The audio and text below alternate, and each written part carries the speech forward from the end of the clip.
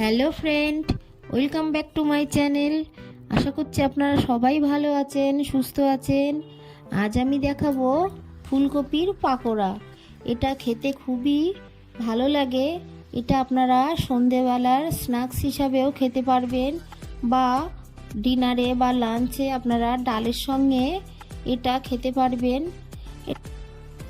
দেখুন, আমি ফুলকপিগুলোকে একটু বড় বড় করে কেটে নিচ্ছি, আর ফুলকপির যে শক্ত অংশ থাকে ওটা আমি বটি দিয়ে একটু কেটে কেটে দিচ্ছি, তাহলে সিদ্ধ করার সময় ফুলকপিটা তাড়াতাড়ি সিদ্ধ হয়ে যাবে।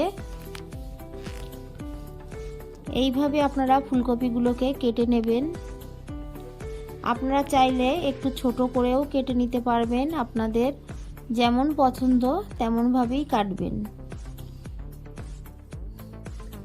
সবগুলো ফুলকপি আমি একইভাবে কেটে নেব।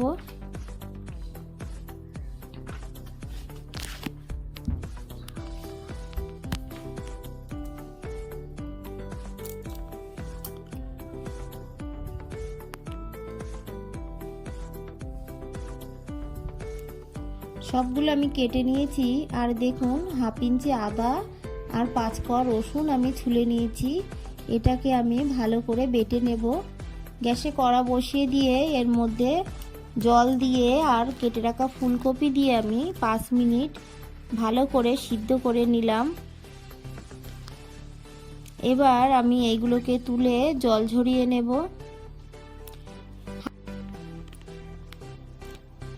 সবগুলো আমি তুলে নিয়েছি। এবার গ্যাসে একটা কড়া বসিয়ে দিয়ে এর মধ্যে দিয়ে দিলাম সাদা তেল। আমি গ্যাসের ফ্লেমটাকে লো করে রাখবো আর তেলটাকে গরম হতে দেব। এদিকে আমি একটা মিক্সিং বোল, এর মধ্যে কিছুটা বেসন নিয়েছি আর দিয়ে দিচ্ছি অল্প চালের গুঁড়ো। বেসনের পরিমাণটা আমি একটু বেশি দিয়েছি আর চালের গুঁড়োটা একটু কম দিয়েছি। আর এর মধ্যে আমি সামান্য অ্যারারুট দিয়ে দিয়েছি। আর এখানে আছে জিরে গুঁড়ো, ধনে গুঁড়ো, গোলমরিচ গুঁড়ো, আছে লাল লঙ্কার গুঁড়ো, আর আছে লবণ আর গরম মশলার গুঁড়ো।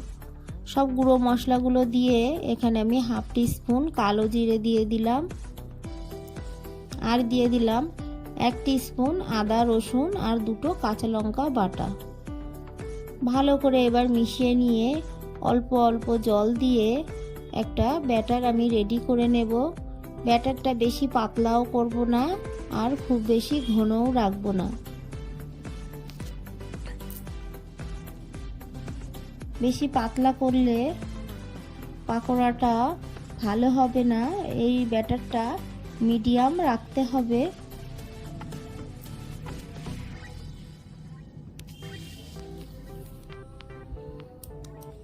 দেখুন, আমি অল্প অল্প করে জল দিচ্ছি আর ব্যাটারটাকে রেডি করে নিচ্ছি।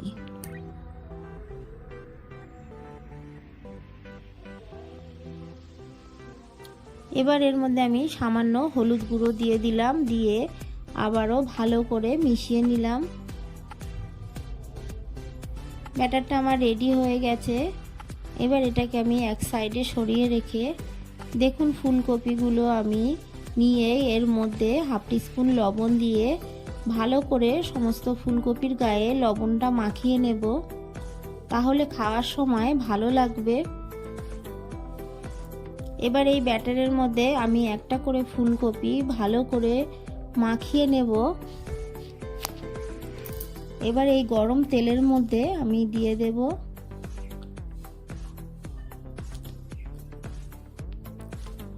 এটা খেতে খুবই ভালো লাগে। আপনারা অবশ্যই একবার বাড়িতে এইভাবে বানাবেন। আপনারা সন্ধেবেলায় কি খাবেন বুঝতে পারছেন না, তখন এইভাবেই ফুলকপির পাকোড়া বানিয়ে নেবেন, দেখবেন খেতে কতটা ভালো লাগে। আর আপনারা ডালের সঙ্গেও এটা অনায়াসে খেতে পারবেন, খুবই ভালো লাগবে।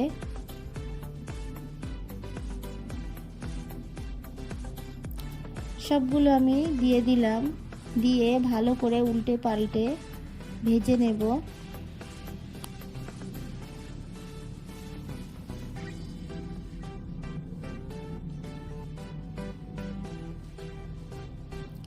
একটার গায়ে একটা লেগে গেলে কোনো ভয় পাওয়ার কারণ নেই, এটা একটু নাড়া দিলেই ছাড়িয়ে যাবে।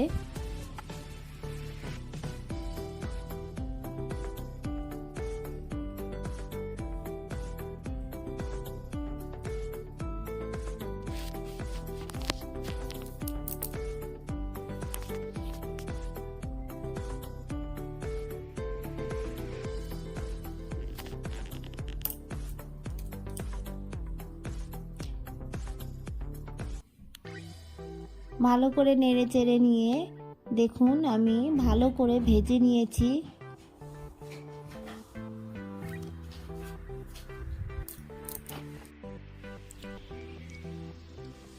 সবগুলো আমি তুলে নিলাম।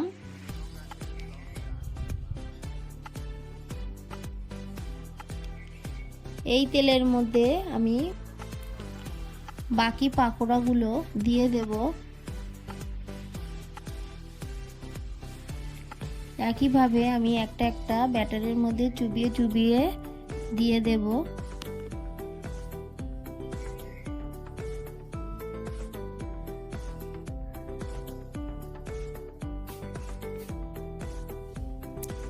আপনাদের বাড়িতে চালের গুঁড়ো থাকলে দেবেন, আর না থাকলে চালের গুঁড়োটা স্কিপ করে দেবেন। অ্যারারুটের পরিমাণটা একটু বেশি দেবেন, তাহলে ক্রিপসি হবে। আর চালের গুঁড়ো থাকলে তো আরও বেশি ভালো হয়।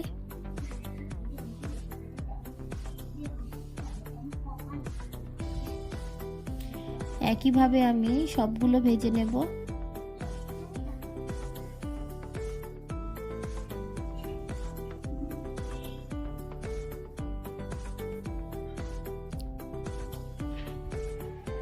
দেখুন এপিট ওপিট করে সব সাইড আমি পাকোড়াগুলো ভেজে নিলাম। এবার এগুলোকে তুলে নেব। আমার এই রেসিপিটা আপনাদের ভালো লাগলে প্লিজ আমার চ্যানেলটিকে সাবস্ক্রাইব করে পাশে থাকা বেল আইকনটি ক্লিক করে দেবেন, তাহলে আমার নতুন নতুন ভিডিওর নোটিফিকেশান আপনাদের কাছে পৌঁছে যাবে। একটা লাইক করতে ভুলবেন না, আর কমেন্ট করবেন, শেয়ার করবেন, আর ভালো থাকবেন। পুরো ভিডিওটা দেখা